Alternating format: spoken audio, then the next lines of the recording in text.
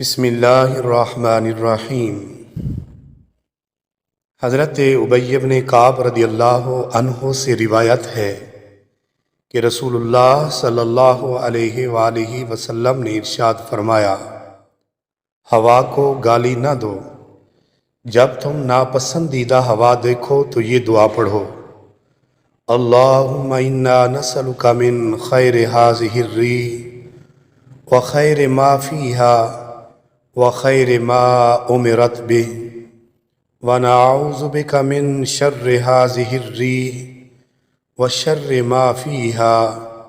وشر ما امرت به۔ اے اللہ، ہم تجھ سے اس ہوا اور جو اس میں ہے اور جس کا اسے حکم دیا گیا ہے اس کی بہتری اور بھلائی کا سوال کرتے ہیں، اور اے اللہ، ہم ہوا کے شر اور جو اس کے اندر شر ہے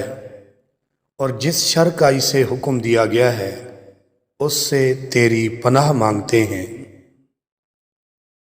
ناظرین، اس حدیث سے معلوم ہوا کہ ہوا کو گالی دینا یا برا بھلا کہنا منع ہے، اور اس حدیث مبارکہ میں یہ تعلیم دی گئی ہے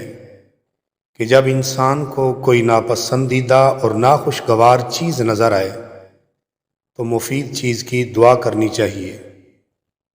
اور یہ بھی معلوم ہوا کہ ہوا از خود نہیں چلتی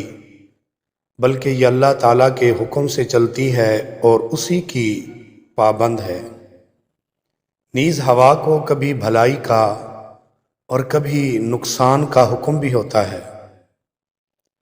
ناظرین، ہوا اور آندھی کو گالی دینا یا برا بھلا کہنا زمانے کو برا بھلا کہنے کی مانند ہے،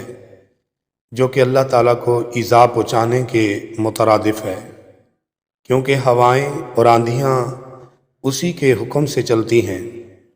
البتہ یوں کہنے میں کوئی حرج نہیں کہ ہوا تیز ہے یا ہوا ٹھنڈی ہے یا ہوا گرم ہے وغیرہ وغیرہ۔ یہ حدیث مبارکہ دلیل ہے کہ ہواؤں پر تصرف اللہ تعالیٰ کا ہے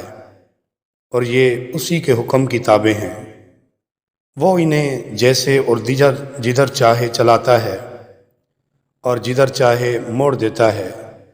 اسی لیے رسول اللہ صلی اللہ علیہ وسلم نے تعلیم دی کہ جب ناپسند ہوا یعنی آندھی دیکھو